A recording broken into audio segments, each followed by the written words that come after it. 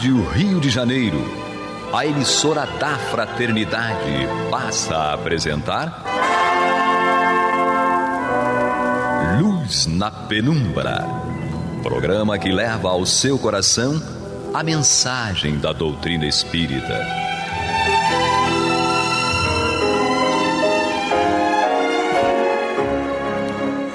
E com vocês, André Afonso Monteiro, para o estudo do livro A Gênese, da obra codificada por Allan Kardec. Olá, amigo ouvinte internauta da Rádio Rio de Janeiro, programa Luz na Penumbra com o estudo da obra A Gênese. Aqui com vocês, André Monteiro e o nosso amigo querido Alexandre Almeida. Seja bem-vindo, Alexandre. Olá, André, a vosso muita paz. Um abraço a todos. E amigos ouvintes internautas, nós daremos continuidade ao estudo da obra A Gênese, no capítulo 15, Os Milagres do Evangelho, e hoje nós vamos iniciar o item 49, o fermento dos fariseus. Kardec, ele reproduz aqui a passagem do Evangelho de Mateus, o capítulo 16, itens 5 a 12. Ora, tendo os seus discípulos passado para o outro lado do lago, esqueceram-se de levar pães. Jesus lhes disse: tende cuidado de vos guardar do fermento dos fariseus e dos saduceus. Eles, porém, pensavam e diziam entre si: é porque não trouxemos pães. Jesus, percebendo o que diziam, falou: homens de pouca fé, por que cogitais de não terdes trazido pães? Ainda não compreendeis e não vos lembrais de que 5 pães foram suficientes para 5.000 homens? E de quantos cestos levastes? E de que 7 pães foram suficientes para 4.000 homens? E de quantos cestos levastes? Como não compreendestes que não era de pão que vos falava, quando disse que vos guardasseis do fermento dos fariseus e dos saduceus? Então, eles compreenderam que Jesus não lhes dissera para se preservarem do fermento que se põe no pão, mas da doutrina dos fariseus e dos saduceus. Evangelho de Mateus, capítulo 16, versículos 5 a 12. Muito bem. Então, amigos ouvintes, internautas, Alexandre, primeiro aqui a gente tem que entender quem eram os fariseus e quem eram os saduceus, né, Alexandre? Os fariseus, nós temos essas informações pelas histórias, e o próprio Evangelho, ele faz na sua introdução, em um Evangelho segundo o Espiritismo, que traz ali algumas figuras da sociedade da época. E os fariseus, eles eram tidos como ali aqueles mais radicais, se assim podemos compreender, aqueles que seguiam ali aquela doutrina de uma forma assim muito rígida e muito ao pé da letra. E como Jesus mesmo falava, eles tinham todas aquelas questões externas, mas o interior deles ainda era muito complicado. E Jesus ele coloca aqui, né, Alexandre, justamente para que eles pegam ali aquela passagem, vamos falar aqui do fermento, mas é aquele fermento, na verdade, que vai inflamar, que vai contaminar, é um sentido figurado, e vai fazer com que a massa, de alguma maneira, se estrague, que aquela coletividade ali se estrague com aquela forma, com aquela doutrina inadequada que eles colocavam, correto? Perfeito.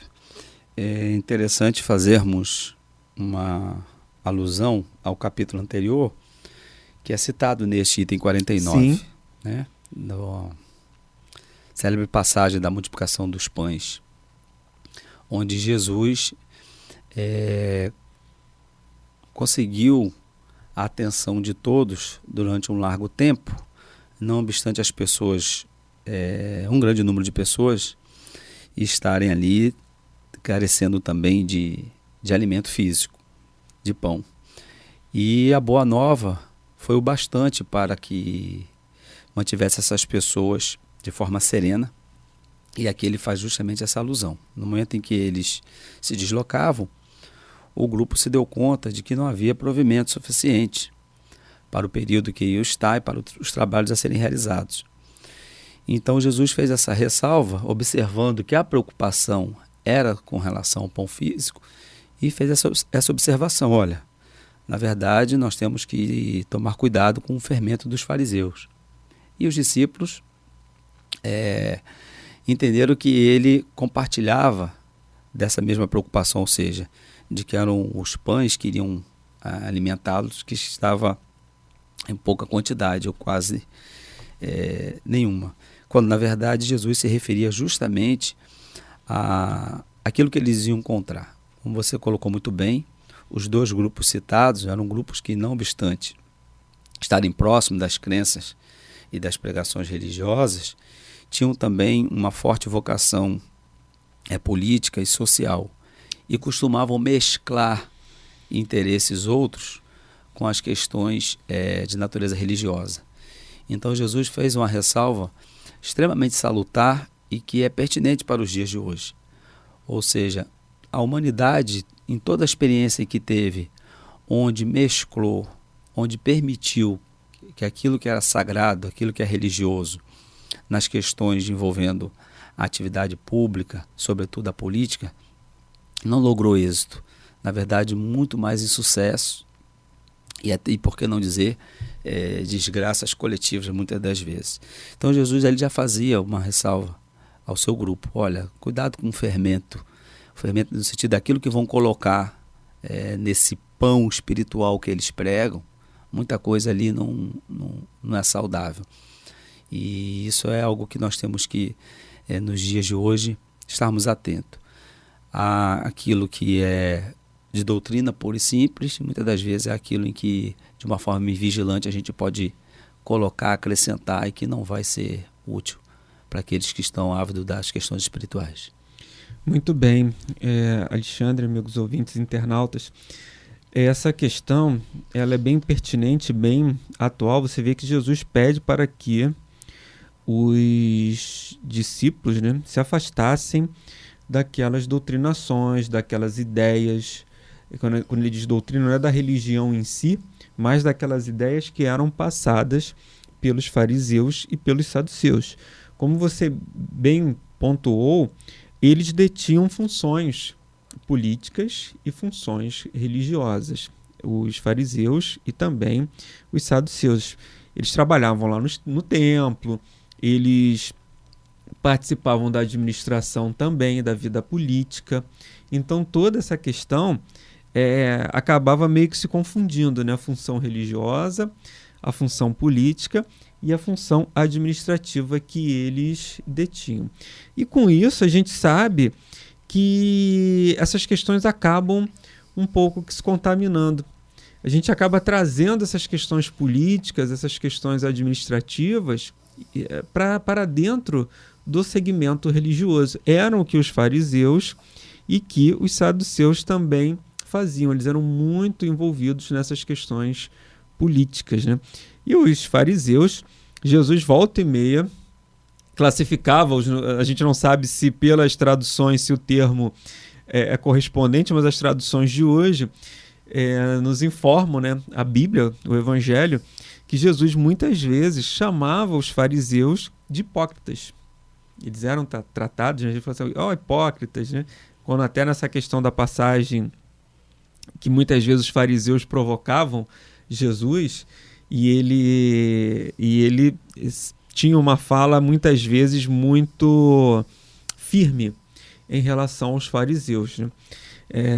E uma que é bem marcante é essa questão até da própria do túmulo caiado, quando ele se refere aos fariseus, como o túmulo caiado, brancos por fora, pintados com o cal ali por fora, que era a tradição, que mandava, eles pintavam os túmulos por fora, tudo bonitinho, de cal, passava o cal, mas por dentro tinha as decomposições, a putreficação da matéria. Então Jesus fazia essa analogia para dizer, vocês são bonitinhos por fora, no exterior, na aparência, mas por dentro vocês estão cheios de questões ainda a serem melhoradas, estão impuros por dentro. É mais ou menos esse entendimento que nós temos dessa passagem. Mas, amigos ouvintes, internautas, nós estamos apresentando o programa Luz na Penumbra, estudo da obra Gênese, comigo André Monteiro e também aqui conosco o nosso querido Alexandre Almeida. Mas Alexandre, aí você vê que interessante. Hoje, as questões administrativas e políticas estão muito acentuadas, né? Muito potencializadas, as discussões, os debates, a polarização das questões políticas. E a gente tem que ver, isso é um fermento, porque Perfeito. Isso implode a massa, isso vai levedar a massa. Isso pode estar contagiando. Quando a gente fala isso, essa analogia que Jesus coloca é perfeita, porque o que o fermento faz? Você coloca o fermento na massa do bolo, do pão, para que ele cresça. Não é isso? Exatamente. Para que ele cresça. E Jesus está nos informando aqui que esse fermento dos fariseus e dos saduceus não é para a gente usar. Ele vai alterar o sabor. Diferente do fermento adequado, que tem por objetivo causar o fenômeno, né, de multiplicar a massa, esse aí vai alterar, abre aspas, o sabor. Esse vai alterar o sabor. Você vê que você citou bem a passagem anterior, que é da multiplicação dos pães, você vê como é que o fermento de Jesus multiplica os pães. E aí ele está falando que esse fermento aqui não é para usar, porque vai comprometer a massa. Vai tirar o seu sabor, vai transformar. Em tudo na vida, amigos ouvintes, internautas, eu pergunto para você também, Alexandre, para te ouvir em relação a isso. Fermento, você vê que é uma questão externa. Vamos fazer aqui uma analogia, um estudo. Isso, sempre bom, por favor. Tá lá aquela massa miudinha, né, mirrada. Aí você vai, coloca o fermento, e o fermento deixa a massa descansando, não é isso? Descanse por meia hora, descanse por 1 hora, 5 minutos, enfim. E quando você descobre, você tampa ali muitas vezes, ou coloca num recipiente, ou cobre com um pano de prato, quando você está fazendo um pão, um bolo, o bolo você já coloca no forno, né? Ele vai assar e ele cresce. E o fermento ele tem essa função de fazer com que aquela massa cresça, com que aquela massa progrida. Então é algo externo que vai ser inserido na massa e aquela massa se transforma. Nós estamos muito suscetíveis a uma série de fermentos que o mundo nos apresenta. Sejam questões materiais, sejam questões de posses, de bens materiais, sejam questões de convivência, sejam questões filosóficas, novas filosofias, novas ideias, mas volta e meia o mundo nos apresenta alguma coisa que teoricamente serviria para potencializar algo dentro de nós. O fermento ele vai potencializar algo dentro da massa, vai fazer com que aquela massa cresça. As doutrinas que Jesus se refere aqui, também elas deveriam fazer com que a gente crescesse, que a gente evoluísse. Como o mundo apresenta, né? Determinadas questões que faz com que a nossa vida melhore. Mas até que ponto esse fermento ou essa ideia que se apresenta, nós podemos também comparar com esse fermento que Jesus está dizendo aqui, não vai ter, se preservem do fermento dos fariseus, dos saduceus, da doutrina, das ideias, da forma como os fariseus e os saduceus colocam ou tentam influenciar a população. Até que ponto nós temos essa possibilidade? A gente também tem que se precaver das inúmeras doutrinas, das inúmeras ideias ou das próprias religiões ou da própria filosofia que se apresentam para nós. E isso também pode nos prejudicar. E como a gente pode avaliar esse fermento? Saber se esse fermento vai ser bom ou não para nós?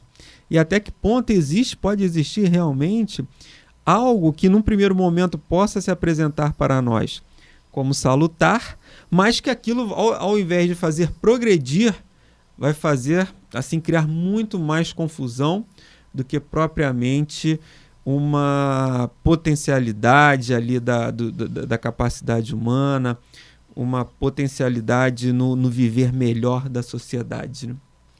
Olha, André, de quando em quando nós pedimos sempre a permissão dos ouvintes e dos internautas para fazermos essas reflexões com algumas analogias e exemplos, de modo a ilustrar melhor o nosso raciocínio. Então, pegando carona aí no belo exemplo que você citou, Jesus deixou também essa receita. Já que estamos falando de fermento, de massa, de pão, ele disse, separai o joio do trigo. Sim. E separar o joio do trigo, curiosamente, significa o seguinte: você precisa conhecer uma e outra coisa para poder diferenciá-lo. O joio e o trigo se assemelham muito, mas, obviamente, no momento em que a pessoa tiver a oportunidade de conhecer um e o outro, ao ser apresentado por ambos, vai saber distingui-los. Então, respondendo objetivamente a sua pergunta, é o seguinte: a melhor forma de nós nos preservarmos desses fermentos, desses discursos, dessas informações, dessas palavras, desse conteúdo que, ao invés de colaborar para o nosso enriquecimento espiritual, né, que é essa massa que precisa ser enriquecida, ganhar volume, né, para atingir o seu ponto ideal, é o do conhecimento. Então, quando nós hoje nos arvoramos muitas das vezes a mesclar, como você colocou, informações e conteúdos dentro da nossa vida doutrinária, seja ela qual for, e muitas das vezes sem conhecimento de causa. Então, se atentarmos também a essa recomendação do mestre, separar o joio do trigo, ou seja, primeiro, então, vamos conhecer do trigo, né, para que nós possamos depois distingui-lo. Então, trazer conteúdos outros, seja de que natureza for, mas no nosso exemplo, e que nós podemos pincelar bem, questões sociais e políticas, para dentro de uma atmosfera religiosa, é interessante primeiro conhecermos a doutrina que estamos abraçando e, por que não dizer, interessante então conhecer deste outro conteúdo que está sendo proposto, no caso a política. E aí nós vamos ver que eles não se coadunam. O maior exemplo, se me permite, na minha modesta opinião, o maior expoente que nós tivemos dentro do movimento espírita foi o Dr. Bezerra de Menezes. Já falamos isso aqui em outras oportunidades, que foi espírita, né? Um homem que trabalhou muito dentro do espiritismo, pelo movimento espírita, pela causa da unificação, Pacto Áureo. Foi um político exemplar e não levou para a tribuna política a doutrina espírita. Não trouxe a política partidária para o movimento espírita, mas levava, onde ele estava o evangelho. Então, onde ele deveria ser político, ali estava o amor à fraternidade como político. E, sobretudo, dentro da esfera religiosa em que ele atuava, sobretudo, já que o espiritismo está pautado no evangelho do Mestre Jesus. Então, é uma das formas de preservar essa massa, é ficarmos atentos, conhecermos a nossa doutrina, se temos aptidões para outros conteúdos, para outros fermentos, conhecê-los, e aí nós vamos ver que essa receita não combina, que aquele tipo de fermento não vai contribuir com esta massa e vice-versa. Na verdade, o evangelho, sim, o amor vai nos deixar em condição de atuarmos em ambas as esferas com a melhor segurança possível. Essa questão que você está dizendo, conhecereis a verdade e a verdade vos libertará, né? Lá em o Evangelho de João, no capítulo 8, versículos 30 a 31, basicamente aqui no 31, né, Jesus começa a discorrer sobre essa questão. Porque ele diz o seguinte, né, aos judeus: se vós permanecerdes na minha palavra, verdadeiramente sereis meus discípulos. E o que é ser o discípulo de Jesus, né? É você realmente se colocar numa posição do amor ao próximo, como você bem frisou aí para nós. E aí a gente tem que discutir, né, estudar como é que a gente consegue praticar esse amor ao próximo, ao nosso semelhante. E no 32, ele fala isso, né? E conhecerão a verdade, e a verdade vos libertará. Ou seja, a gente tem que permanecer em Jesus, temos que conhecer a verdade, E nos parece que Jesus é esse caminho, né, Alexandre? Ah, mas Jesus está longe, está distante de mim. Muitas vezes as pessoas colocam isso. Mas como é que agora, já no passo a passo, a gente começa a compreender através do Evangelho aquilo que vai me fazer bem ou aquilo que vai me fazer mal? O que Jesus está colocando aqui para nós, nesse fermento dos fariseus, é se afaste daquilo que vai te fazer mal. Basicamente é isso. Se afaste disso. Então, se você está tendo algum problema, alguma dificuldade com alguma ideia, com alguma filosofia nova, se isso, ou já antiga, mas que é nova para você, que você está descobrindo agora, você tem que avaliar: isso vai me fazer bem ou isso vai me fazer mal? Isso vai fazer com que eu crie mais rivalidade com as pessoas, mais problemas, ou isso vai me ajudar a construir um mundo melhor? E aí vai ser sempre aquela questão, né, dicotomia entre ficar omisso a alguma coisa ou agir, mas agir sob que base, né, Alexandre? Exato. E quando você citou o adjetivo utilizado por Jesus, ou supostamente o termo hipócrita, era justamente porque os fariseus tinham conhecimento, né, de parte dessa verdade, vamos dizer assim, no tocante ao esclarecimento das questões espirituais. Mas justamente por não estarem comprometidos com essa fraternidade, se permitiam mesclar e aí naturalmente havia conflito de interesse. E não obstante, aquele interesse mais imediato, aquele que dá um retorno mais palpável a curto prazo, era o que a facção abraçava. Nós vamos ver por tudo aquilo que Jesus veio a passar em seguida, né, com a sua prisão, por todo o sofrimento que lhe causaram, foi justamente motivado por todo esse vínculo administrativo, político, por todos esses outros interesses que se esbarraram em quê? Acabaram se conflitando com as verdades espirituais que Jesus trazia e que ele tinha ciência de que os fariseus conheciam em parte. Quando eu digo em parte, porque naturalmente Jesus, como ser perfeito, trazia essas questões doutrinárias de uma forma muito mais abrangente. Mas os fariseus optavam por, superficialmente, ficar na crista da onda dos rituais, apresentando para a população, né, com alguns ritos, e a essência da questão, quando esbarrava nos interesses, nos pormenores materiais, políticos, aquele interesse imediato do mundo, aí sim, as questões espirituais ficavam em segundo plano. Então ele dizia assim: olha, Alexandre, você precisa amar o próximo, prestar caridade. Aí saía tocando o sino quando ele dava uma esmola. Entretanto, se aquela mesma pessoa fosse uma peça de tropeço, as questões materiais, os seus interesses materiais iam falar mais alto e a fraternidade ficava de fora. Então a hipocrisia guarda relação nessa questão que você está nos sugerindo evitar.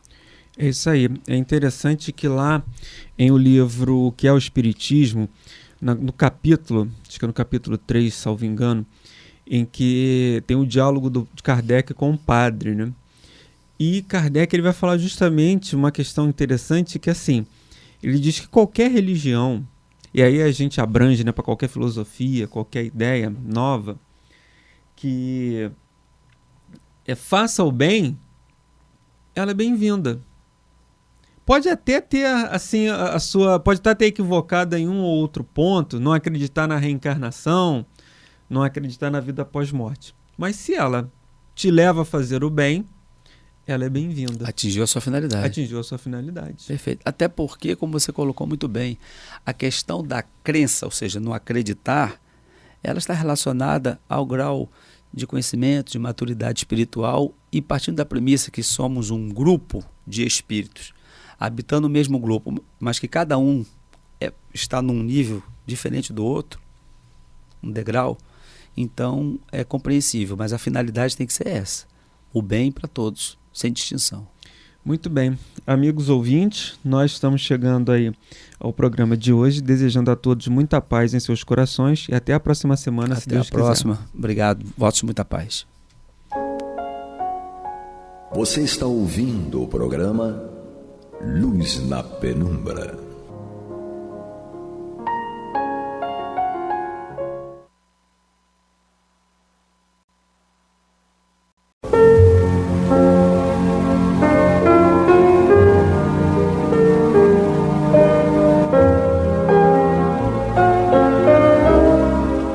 Rádio Rio de Janeiro está levando ao seu lar e ao seu coração a mensagem consoladora da doutrina espírita, através do programa Luz na Penumbra.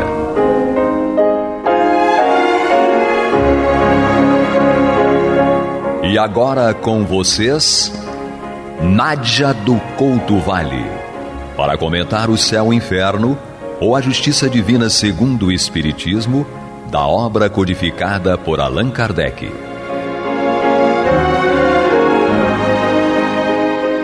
Amados e amadas ouvintes internautas que seguem conosco aqui pelo nosso Luz na Penumbra, que a paz de Jesus permaneça conosco, hoje e sempre, que assim seja. Nós estamos estudando, iniciamos e damos continuidade agora ao primeiro texto que é trazido pelo nosso querido codificador Allan Kardec, inaugurando o capítulo 4 da segunda parte desta obra, O Céu e o Inferno, ou a Justiça Divina segundo o Espiritismo, um capítulo no qual nosso codificador nos apresenta as questões relativas aos espíritos sofredores e, naturalmente, nos apresenta a trajetória, a descrição da trajetória dos espíritos por ele classificados como sofredores. O início deste capítulo é um texto, uma psicografia do espírito Jorge. Na verdade, trata-se, como o próprio Kardec explica no início, uma exposição geral do estado dos culpados por ocasião da entrada no mundo dos espíritos, ditada à Sociedade Espírita de Paris em outubro de 1860.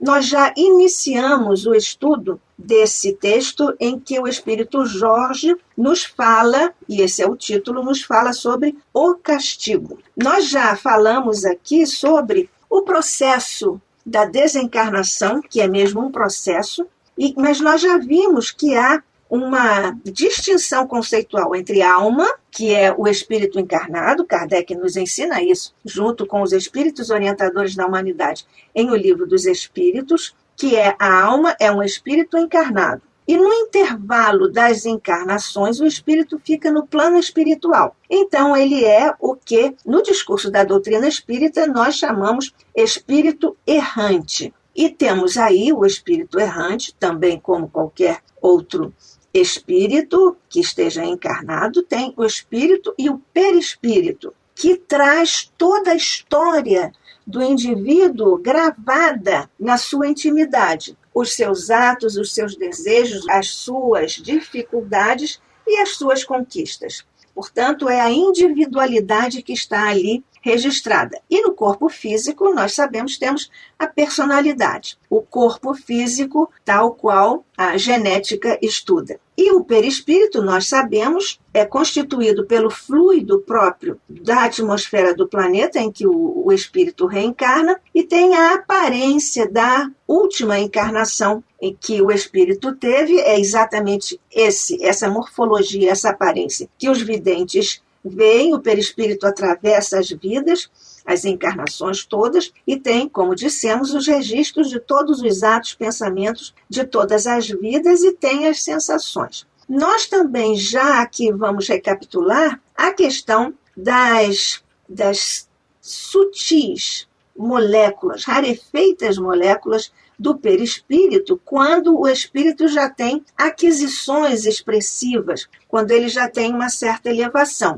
Porque quanto mais sutis e rarefeitas as moléculas do perispírito, mais rápida é a desencarnação, por causa do peso específico do perispírito. Nós já estudamos isso aqui, um conceito do nosso querido mentor espiritual André Luiz, e naturalmente, quanto mais rarefeitas essas moléculas do perispírito, mais vastos são os horizontes que se rasgam, se abrem ao espírito no plano espiritual. O que ele faz no plano espiritual? No plano espiritual, os espíritos associam-se, unem-se aos grupos similares, ou seja, aos grupos que têm a sua afinidade vibratória, as suas tendências para o bem ou para o não bem, para o mal, e então colocam-se nesses grupos pela lei da afinidade, porque e essa é uma lei da atração, como é a lei da gravidade, são todas leis naturais. Então, é exatamente a tendência, a característica, a afinidade que o espírito leva para com os outros que pensam, agem da mesma forma que ele.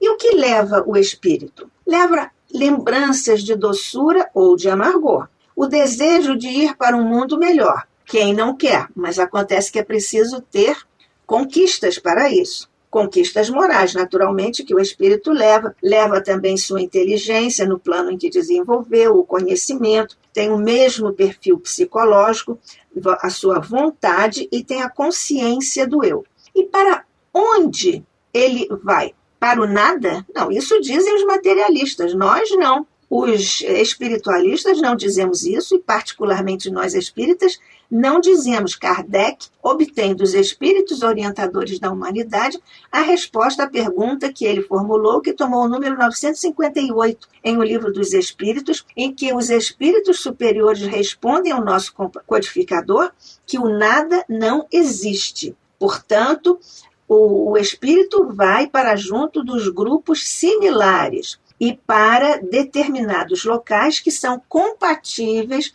com o peso fluídico do seu perispírito. Assim, nós temos os espíritos puros, que levam a luz própria para o plano espiritual. E temos os espíritos sofredores, que levam o sofrimento, o desequilíbrio, o medo, junto consigo, porque é assim que se transferem para o plano espiritual. Mas então, esses espíritos, que são espíritos endurecidos, egoístas, maus, que é exatamente disso que trata o texto do Espírito Jorge, aqui abrindo o capítulo 4, Espíritos Sofredores, que nós estamos estudando, começa assim o texto do Espírito Jorge. Depois da morte, os espíritos endurecidos, egoístas e maus são logo presas de uma dúvida cruel a respeito do seu destino, no presente e no futuro. Olham em torno de si e nada veem que possa aproveitar ao exercício da sua maldade, o que os desespera, visto como o insulamento e a inércia são intoleráveis aos maus espíritos. Então, nós vemos que esses espíritos vivem, agem, são culpados, portanto.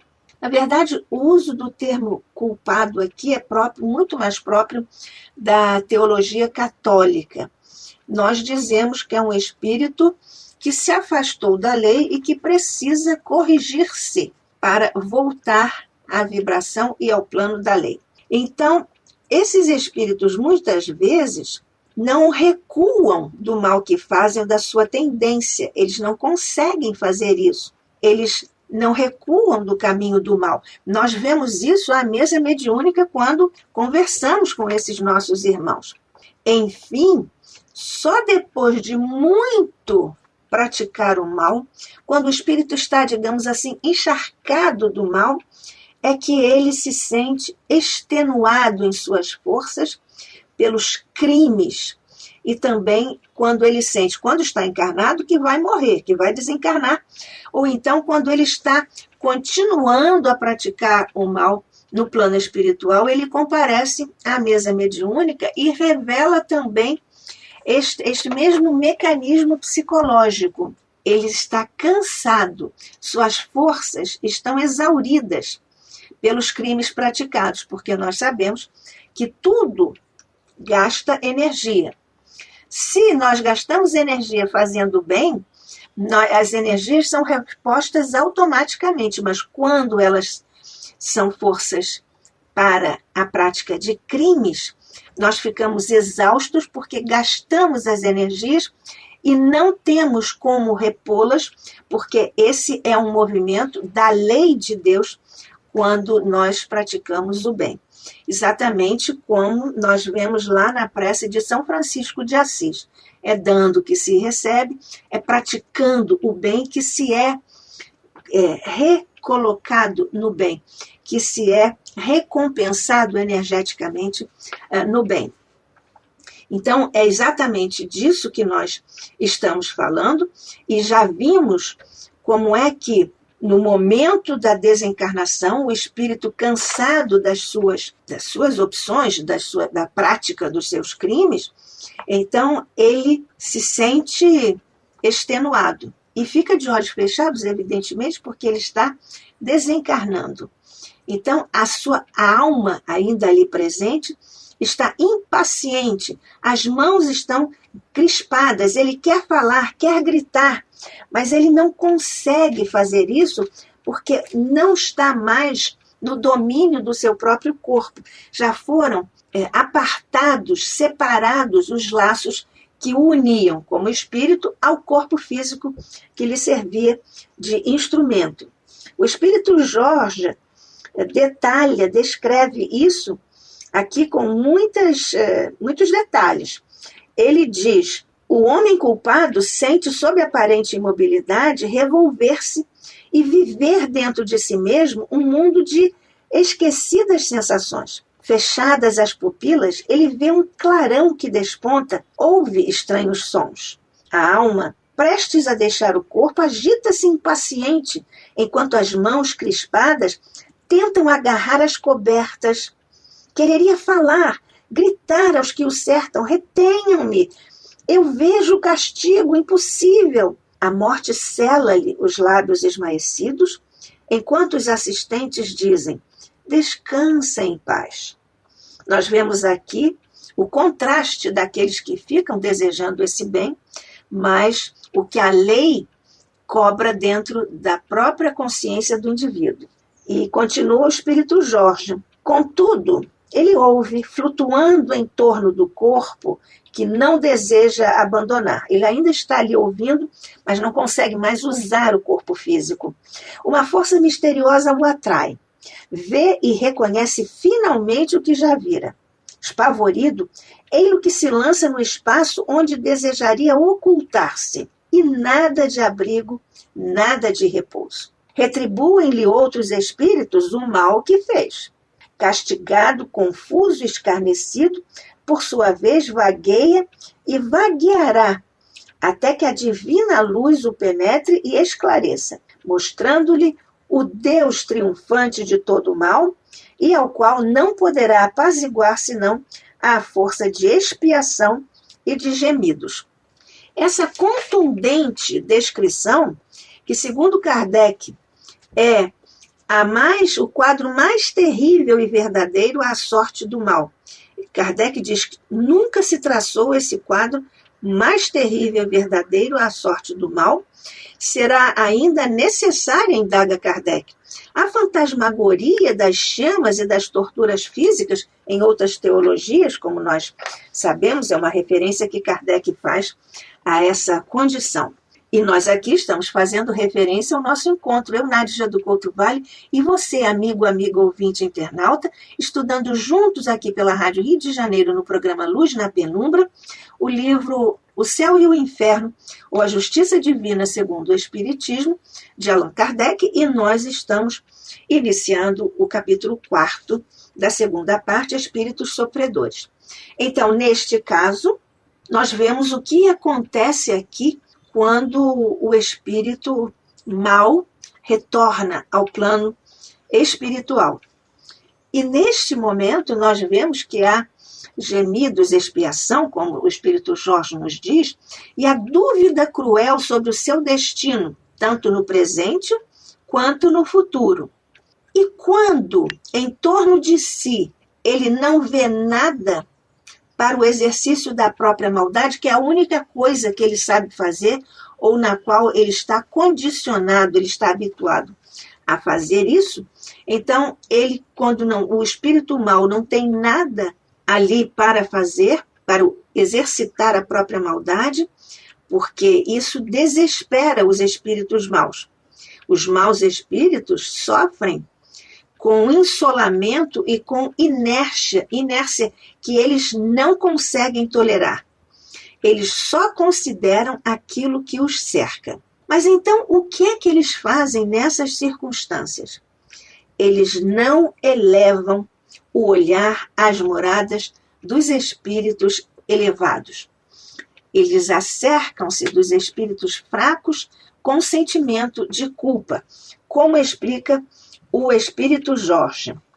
Não elevam o olhar às moradas dos espíritos elevados, consideram o que os cerca e então, compreendendo o abatimento dos espíritos fracos e punidos, se agarrarão a eles como a uma presa, utilizando-se da lembrança de suas faltas pesadas, que eles põem continuamente em ação pelos seus gestos ridículos.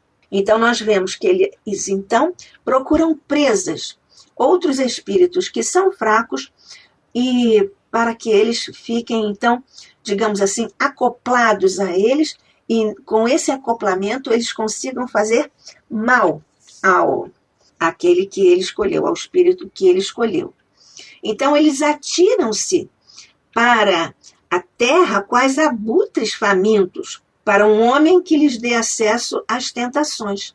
Apoderam-se dele, exaltam sua cobiça, debilitam sua fé em Deus, contagiam o próprio homem e tudo o que o cerca. Nós vemos então que isto é um processo obsessivo. Vejamos o que diz, o que nos ensina o Espírito Jorge. Não lhes bastando este motejo, atiram-se para a terra quais abutres famintos, procurando entre os homens uma alma que lhes dê fácil acesso às tentações. Encontrando-a, dela se apoderam, exaltando-lhe a cobiça e procurando extinguir-lhe a fé em Deus, até que, por fim, senhores de uma consciência e vendo segura a presa, estendem a tudo quanto se lhe aproxime a fatalidade do seu contágio. Portanto, o mau espírito sofre ou é portador de uma espécie de prazer pela própria cólera, raiva que sente. E só sofre quando deixa de atuar no mal. Ou então, quanto o bem, suplanta o mal. Diz-nos a esse respeito o Espírito Jorge, o mau espírito, no exercício de sua cólera, é quase feliz, sofrendo, vejam que coisa dolorosa para nós humanos sabermos que somos capazes disso. O mau espírito, no exercício da sua cólera, é quase feliz, sofrendo apenas nos momentos em que deixa de atuar, ou nos casos em que o bem triunfa do mal.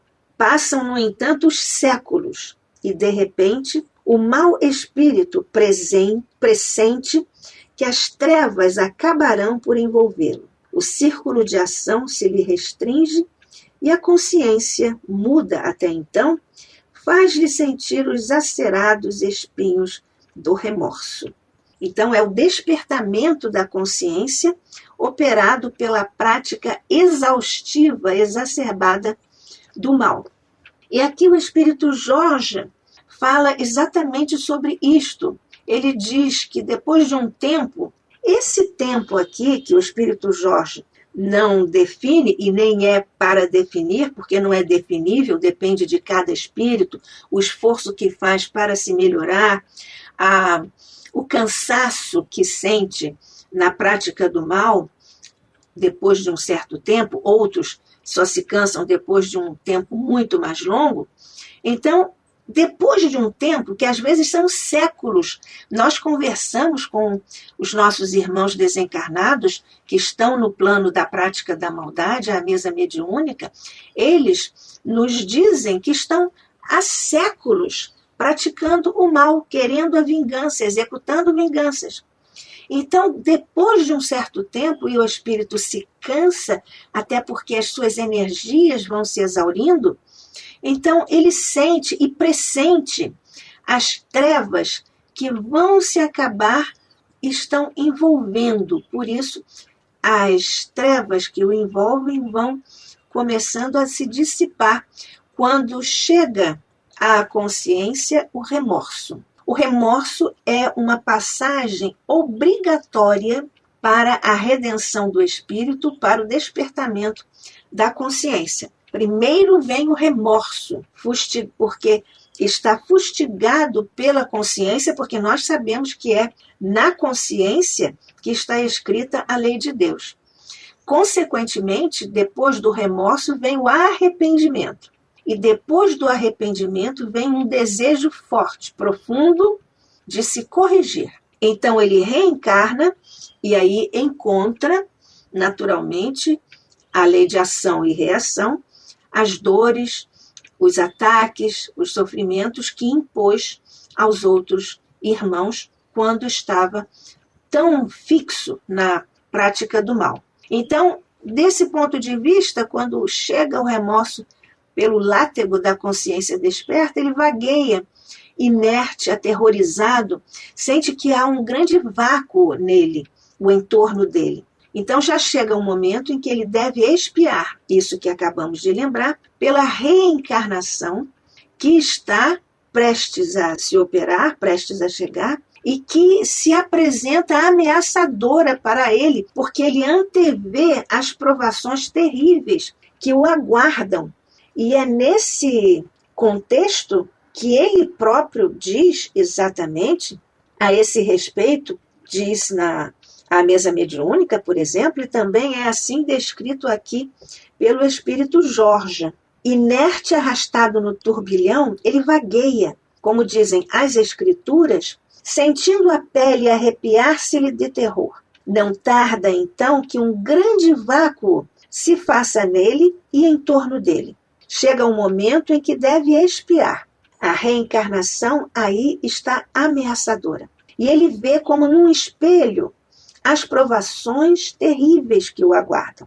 Quereria recuar, mas avança e, precipitado no abismo da vida, rola em sobressalto, até que o véu da ignorância lhe recaia sobre os olhos. Vive, age, é ainda o culpado, sentindo em si não sei que lembrança inquieta, pressentimentos que o fazem tremor, sem recuar, porém, da senda do mal. Por fim, extenuado de forças e de crimes, vai desencarnar ou vai despertar à mesa mediúnica, como nós já dissemos aqui neste particular. No caso em que o espírito é submetido pela lei de Deus para a sua própria redenção no caminho da felicidade. É claro que ele também não entende isso no momento, às vezes se revolta, mas este é o caminho para que ele venha a se redimir perante as situações que o aguardam, porque ele próprio as preparou quando estava praticando o mal. Lembrando que ele pratica o mal e constrói karma quando está encarnado e também quando ele pratica o mal no plano espiritual. Porque a agressão à lei de Deus cobra do espírito e da consciência exatamente a volta, o retorno ao caminho do bem da lei de Deus, que é a lei de amor. E fica então para nós essa mensagem grandiosa, que é própria da lei de Deus e da sabedoria de nosso Pai Celestial. A consolação, o fato de que não há penas eternas, que há sofrimentos, mas que nós vamos vencer, porque inclusive temos o mérito que a lei nos dá pela misericórdia de Deus, porque aí temos o anjo da guarda, temos todos os nossos mentores, temos outros espíritos encarnados que podem ser nossos amigos e nos ajudar. Então não há penas eternas, mas há sofrimentos, mas venceremos com os recursos que a própria lei de misericórdia e de amor de Deus nos oferece. É uma oportunidade que se apresenta tanto no plano espiritual com a reencarnação, como depois aqui já encarnado o espírito. A misericórdia na melhor condição para nós todos, com o acréscimo de misericórdia e, naturalmente, o apoio dos espíritos amigos e dos mentores queridos, aos quais nós todos, agora juntos, agradecemos. Mestre querido, pela misericórdia, pela proteção de nossos anjos da guarda e de todos os nossos mentores, que, por misericórdia de nosso Pai, continuam junto de nós para nos fortalecer e nos orientar na senda do bem na construção de nossa própria felicidade. Que a paz de Jesus permaneça conosco hoje e sempre. Que assim seja.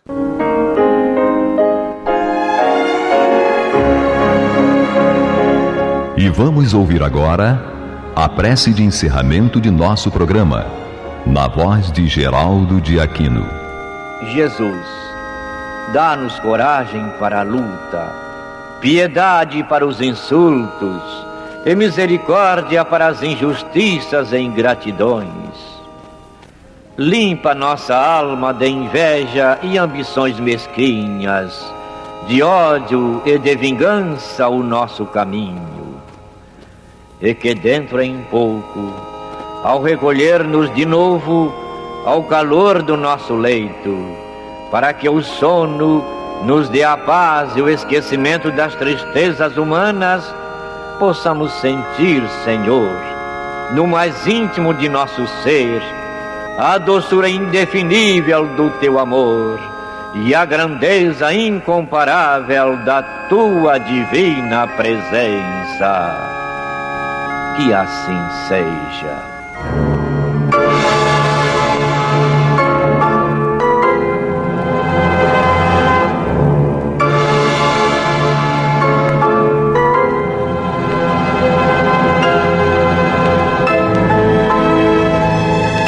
Acabamos de apresentar o programa Luz na Penumbra, que voltará a ser apresentado amanhã às 21 horas nesta emissora.